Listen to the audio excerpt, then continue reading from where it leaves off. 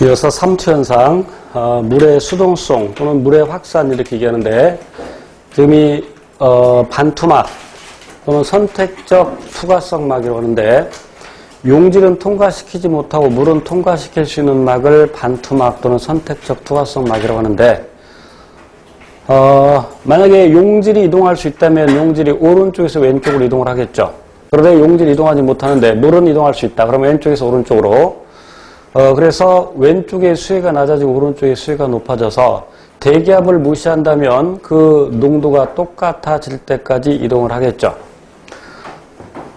이제 확대된 그림인데, 그래서 물이 왼쪽에서 오른쪽으로 이동하는데, 그럼 이때 오른쪽에 있는 물 분자가 왼쪽으로 이동하냐? 할 수 있죠. 예, 스스로 분자 운동을 하기 때문에. 그런데 왼쪽에서 오른쪽으로 이동하는 물의 양과 오른쪽에서 왼쪽으로 이동하는 물의 양을 비교해 보면 왼쪽에서 오른쪽으로 이동하는 물 분자의 양이 더 많아서 전체적으로, 즉 외관상 오른쪽으로 이동하는 셈이 되겠죠. 집신벌레의 경우에 이제 저장액의 환경에 놓이게 되면,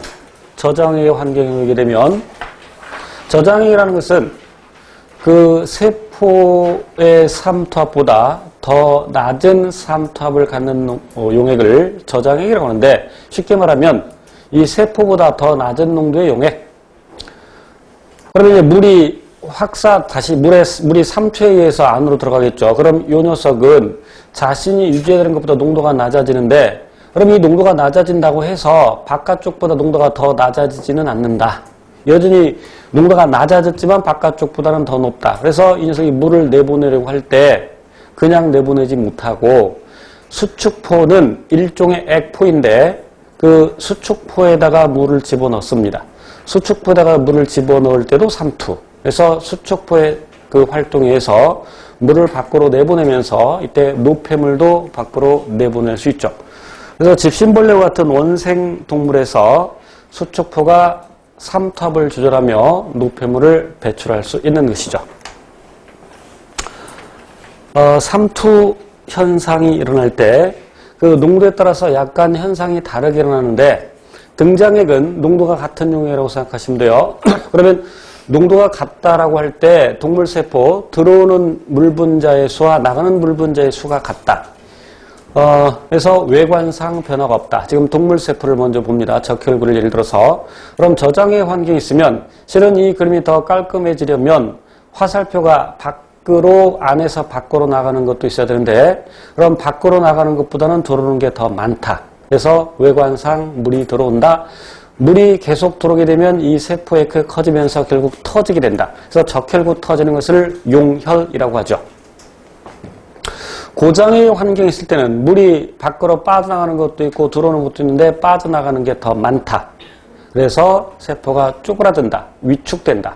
동물세포였고요. 식물세포는 동물세포와 약간 다른데, 식물세포는 동물세포와 달리 세포벽을 가지고 있죠. 그래서 이 안쪽에 있는 요 선이 세포막이고, 요 녀석이 세포벽인데, 지금 이 그림에서는 세포막과 세포벽이 붙어 있는 상태인데, 역시 외관상 물의 이동이 없다라는 얘기는 실제로 물 분자 이동이 없다라는 얘기 아니라, 안으로 들어오는 물 분자와 밖으로 나가는 물 분자의 양이 같다. 그 숫자가 똑같다. 그러니까 외관상 변화가 없다. 저장의 환경에서는 들어오는 물도 있고 나가는 물도 있는데 들어오는 물의 양이 더 많다. 외관상 저에서 고로 이동을 한다. 그래서 이 세포의 크기가 커지는데, 그 세포 커지는 것을 여기서는 팽창이라고 표현했습니다만 팽윤이라는 용어를 흔히 씁니다. 팽윤. 그리고 맨 오른쪽은 고장의 환경이 있을 때, 물론 안으로 들어가는 물도 있고 밖으로 나가는 물도 있는데 밖으로 나가는 물 분자의 수가 더 많다. 그래서 외관상 물이 밖으로 이동한다. 저 농도에서 그 농도로 외관상 이동을 한다. 그런데 이렇게 물이 빠져나가는데 세포벽은 어느 정도 그 모양을 유지한다. 그래서 세포막이 세포벽으로부터 분리가 된다. 세포벽은 후형질이고 그 나머지 안쪽은 원형질. 그래서 이것을 우리는 원형질 분리라고 하죠. 여기서는 세포벽과 분리된다라고 했는데 원형질 분리라고 표현을 합니다. 이와 같이 동물세포와 식물세포에서 삼투현상에 따른 그 현상이 조금 다르게 나타나는 것은 식물세포에 세포벽이 있기 때문이죠. 그래서 식물세포의 세포벽은 그 주성분이 셀룰로스이고 셀룰로스는 약간의 신축성을 가지면서 견고하죠. 그래서 뭐 터지거나 그러지 않고 이와 같이 저장에서 팽윤, 고장에서 원형질 분리를 암기하는 것이 아니라 이거를 삼투 현상이 무언지를 알고 있으면 물이 어느 방향으로 이동하냐를 생각하면 되겠죠. 그럼 팽윤 현상이 났다. 그럼 부풀었다. 왜? 물이 들어오니까. 그러면 바깥쪽에 농도가 낮다. 저장액의 환경이다. 이런 식으로 따져주면 되겠습니다.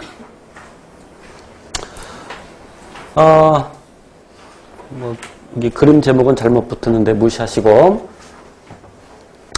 이제 단순 확산은 단백질의 도움 없이 고농도에서 저농도로 용질이 이동하는 것이고 촉진 확산은 단백질의 도움을 받아서 역시 고농도에서 저농도로 용질이 이동하는 현상인데 채널 단백질과 그리고 운반체 단백질이 있습니다. 채널 단백질은 이렇게 통로 역할을 해주는 것이고 운반체 단백질은 아까 칠판에 설명할 때 간단히 설명했었는데 어쨌건 고농도에서 저농도로 이동하는데 그럼 이 그림에서는 이 안쪽이 세포 안쪽, 아래쪽이 세포 안쪽이고 위쪽이 세포 바깥쪽으로 갈 때 여기 고농도에서 저농도로 역시 이동하는 건 마찬가지인데 이 물질이 단백질과 결합을 하고 그 단백질의 구조가 달라지면서 물질이 이렇게 이동을 합니다. 역시 고농도에서 저농도로. 그러나 촉진 확산이라 하더라도 ATP 소모는 없다. 그래서 확산과 삼투를 합해서 우리는 수동, 수송 이렇게 얘기를 합니다.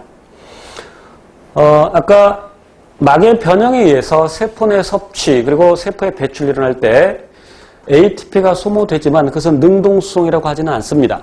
능동적 수송은 말이 되지만 능동수송은 아래 딱 정의가 농도 기울기의 역행에서 이 말은 저농도에서 고농도로 이런 뜻이죠. 그래서 저농도에서 고농도로 ATP를 소모하면서 물질을 이동시키는 것을 능동수송이라고 이야기를 합니다.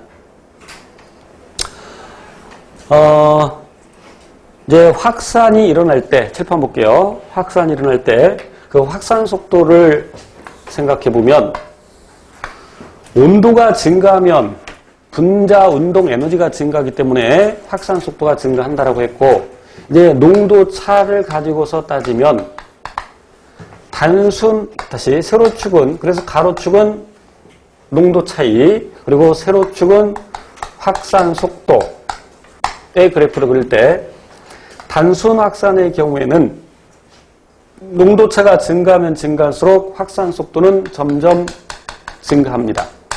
그러나 촉진 확산의 경우에는 이런 형태의 그래프를 그리죠. 노란색은 촉진 확산. 어느 정도까지는 농도차가 증감에 따라서 확산 속도가 점점 증가하나 어느 정도 농도 이상이 되면 확산 속도는 더 이상 증가하지 않습니다. 왜냐하면 촉진 확산의 경우에는 단백질의 도움을 받는데 그럼 왜 확산 속도가 더 증가하지 않느냐?